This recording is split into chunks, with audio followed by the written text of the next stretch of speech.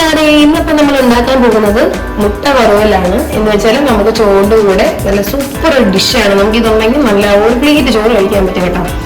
അപ്പം അതിനുവേണ്ടി ഞാൻ പാൻ എടുത്തിട്ടുണ്ട്.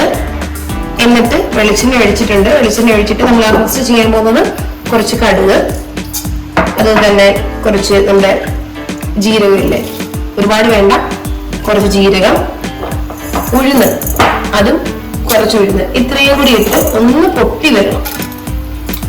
ഒന്ന് ഇളക്കി കൊടുക്കുക. അപ്പൊ നമ്മുടെ കടുകൊക്കെ ഒന്ന് പൊട്ടിയിട്ടുണ്ട്. സൗണ്ട് കേൾക്കുന്നുണ്ടോ?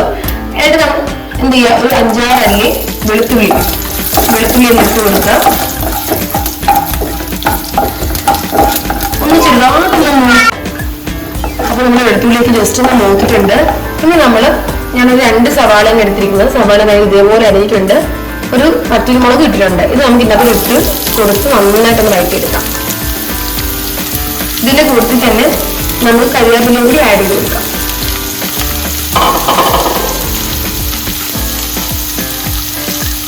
എന്നിട്ട് നമുക്ക് പെട്ടെന്ന് ഒന്ന് വഴറ്റി കിട്ടാൻ വേണ്ടി ഒരു ഉപ്പും കൂടി ഇട്ട് കൊടുക്കാം. കുറച്ച് ഉപ്പ് നമുക്ക് ഇടാം. ഇത് നമുക്ക് പോരായിട്ട് നമുക്ക് പിന്നീട് ചേർത്ത് കൊടുക്കാം. അപ്പൊ ഞാനൊരു ചെറിയൊരു സ്പൂണ് ഉപ്പിട്ടിട്ടുണ്ട്.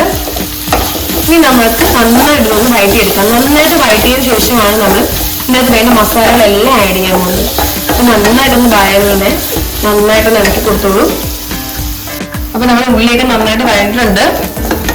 ഇനി നമുക്ക് ഇതിനകത്തോട് നമുക്ക് മസാലകളെല്ലാം ഇട്ട് കൊടുക്കാം. അത് കുറച്ച് മഞ്ഞൾ പൊടി, ഒരുപാട് വേണ്ട, കുറച്ച് മഞ്ഞൾ പൊടി.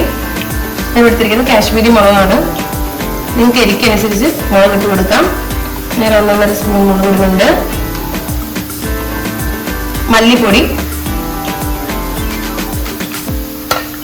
ഗരം മസാല പൊടിച്ചത്,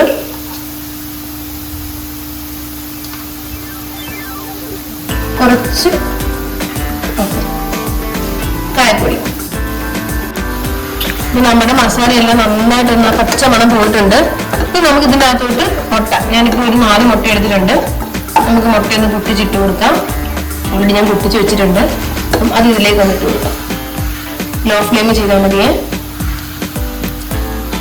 എന്നിട്ട് ഇതിങ്ങനെ തന്നെ ഇരുന്നോട്ടെ.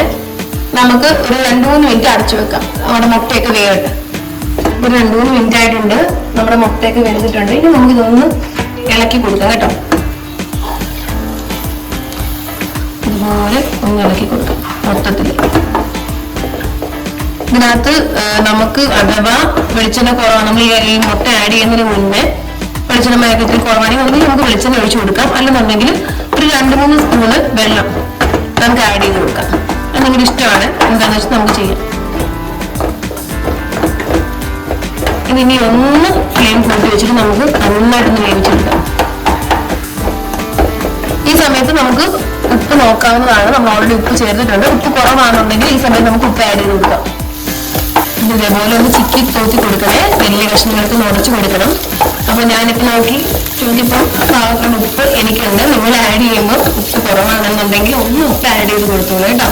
ഇനി നമുക്ക് ഇതിൻ്റെ അകത്ത് നാരങ്ങ നീര്, ഒരുപാട് വേണ്ട, ഒരു അരമുറി, ചെറിയൊരു നാരങ്ങയുടെ ഒരു ഹാഫ് എടുത്തിട്ട് നമുക്ക് ഇതിലേക്ക് പിഴിഞ്ഞു കൊടുക്കാം. ലോ ഫ്ലെയിമിൽ ഇട്ടുള്ളൂ കേട്ടോ. കൂട്ടി കഴിഞ്ഞാൽ കരിയാൻ ചാൻസ് ഉണ്ട്. ലോ ഫ്ലെയിമിൽ ഇട്ടിട്ട് നമുക്ക് നാരങ്ങ നീര് ഇതിലേക്ക് പിഴിഞ്ഞു കൊടുക്കാം. ഒരെണ്ണം ഫുൾ ആഡ് ചെയ്യണ്ട, നിങ്ങൾ നോക്കിക്കോളൂ. ചിലർക്ക് പുളി ഒരുപാട് ഇഷ്ടമല്ലല്ലോ, അതനുസരിച്ച് നിങ്ങൾ ആഡ് ചെയ്ത് കൊടുത്താൽ മതി. ഞാൻ ഇതിലേക്ക് നാരങ്ങ നീര് ഒഴിക്കുകയാണ്. ഇതേപോലെ ചെറിയൊരു ഹാഫ് മാത്രമേ ഞാൻ എടുത്തിട്ടുള്ളൂ. ഇങ്ങനെ കുറവാണെന്നുണ്ടെങ്കിൽ നമുക്ക് മറ്റേ ഹാഫ് കൂടി എടുക്കാം. ടേസ്റ്റ് ചെയ്യുമ്പോൾ നമുക്ക് അറിയാമല്ലോ.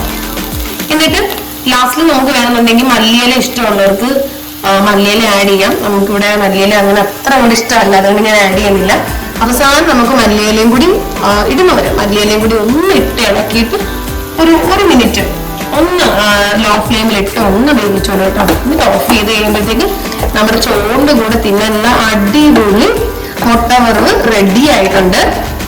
ഇതൊന്ന് ടെസ്റ്റ് ചെയ്തോളൂ കേട്ടോ. നല്ല അടിപൊളി റെസിപ്പിയാണ്. ടെസ്റ്റ് ചെയ്തിട്ട് നിങ്ങൾ തീർച്ചയായിട്ടും കമന്റ് ഇടണം. നിങ്ങളുടെ കമന്റും ലൈക്കും ഉണ്ടെങ്കിൽ മാത്രമേ നമുക്ക് മുന്നോട്ട് പോകാൻ പറ്റുള്ളൂ. അപ്പം തീർച്ചയായിട്ടും നിങ്ങളൊന്ന് ട്രൈ ചെയ്തോളൂ കൂട്ടുകാരെ. അപ്പൊ നാളെ നമുക്ക് പുതിയൊരു റെസിപ്പി ആയിട്ട് കാണാം. സബ്സ്ക്രൈബ് ചെയ്യാത്തവരൊന്ന് സബ്സ്ക്രൈബ് ചെയ്തോളൂ. അപ്പൊ